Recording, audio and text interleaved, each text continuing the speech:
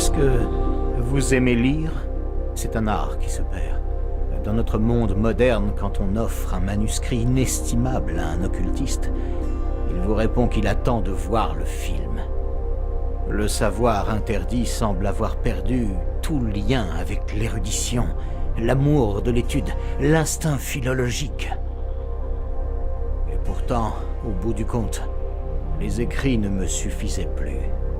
J'avais sondé les profondeurs des textes anciens, escaladé les cimes de la correspondance avec de grands esprits de notre temps, et je sentais que j'arrivais au fond de moi dans une terrible impasse intellectuelle. Et puis, j'ai eu une révélation. Et toutes les considérations d'homicide ont disparu. Les enfants.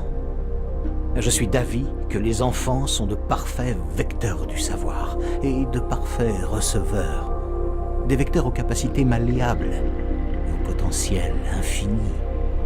Avec le recul, je dirais que mes premiers essais d'enseignement furent grossiers. Il s'agissait d'injonctions restrictives et d'autres mauvais points de législation à propos des enlèvements de mineurs. C'est la raison pour laquelle les Illuminati m'ont amené ici, auprès de ceux qui attendaient des leçons à la hauteur de leurs futurs succès éclairés. Vous devez prendre conscience du caractère d'urgence dont nous abreuvons nos jeunes talents. Les plus anciennes traditions orales décrivent l'histoire écrite comme le 4e âge majeur de l'humanité. Celui-ci s'achève. Je ne me hasarderai pas à prédire si un autre suivra. En tant que pentaphobe, je préfère ne pas y penser. Mais ce sont les enfants d'aujourd'hui qui décideront de la transmission du savoir de demain. Dans le monde entier, des enfants prodiges manifestent des pouvoirs toujours plus puissants, à un âge toujours plus jeune. Carter était psychokinéticienne à sa naissance. Ses parents ont vite appris à bannir le mobilier métallique de sa chambre. L'environnement de cette île, avec son histoire ponctuée de magie, n'a fait qu'amplifier ses capacités. Depuis l'âge de 12 ans, elle arrive à projeter les animaux de laboratoire dans d'autres dimensions. Je voulais lui apprendre à éviter que la décompression ne les fasse exploser quand on les ramène, mais nous avons dû interrompre les leçons à la suite d'une fâcheuse visite aux zoo. Je peux vous sembler blasé, insensible à la tragédie humaine qui nous entoure, et je le suis, dans une large mesure.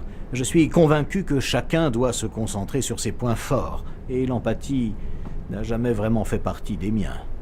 En conséquence de quoi, je me dois de protéger l'Académie et ses occupants en usant de mes compétences, et donc de façon analytique. Et par l'analyse, j'avais prédit un événement de ce type depuis longtemps. Cette île n'a jamais abrité une simple communauté de pêcheurs en accord direct avec la passion qu'éprouve l'ordre illuminé pour les énigmes et la symbolique. Il se trouve que l'île est un triangle. La rencontre de 3 axes du pouvoir, l'ambitieuse magie des mortels, la dévorante présence des dimensions infernales et quelque chose qui dépasse l'entendement. Un pouvoir abyssal et ancien, vieux comme l'éternité. La plupart des sources préfèrent ne pas le citer de peur de lui donner prise de ce fait. Vous savez peut-être que dans certaines cultures, les gens ont peur qu'on vole leur âme en les photographiant, ce qui est exact évidemment, mais là n'est pas la question. Consigner l'existence de ce pouvoir, c'est faire le premier pas pour y succomber. Totalement. Tout au long de ma vie, je me suis efforcé à faire la distinction entre obsession et folie.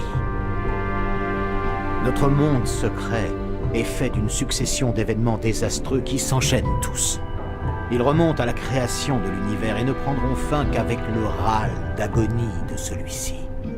Ce qui est malheureux, d'un point de vue académique, c'est que ceux qui disposent du temps et des moyens d'étudier cet enchaînement deviennent invariablement fous.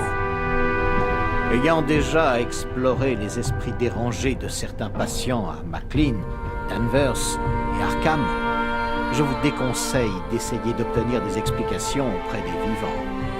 Demandez plutôt aux morts. Leur savoir n'est plus pollué par l'horreur ou la honte. Ils sont une véritable bibliothèque, une encyclopédie morbide des actes qui nous ont menés jusqu'ici, jusqu'à notre monde moderne et à la place qu'occupe l'humanité dans celui-ci. Une étape à mi-parcours sur l'échelle de l'évolution entre le néandertalien et quelque chose de très différent, de vraiment terrible. Quelque chose de profondément changé.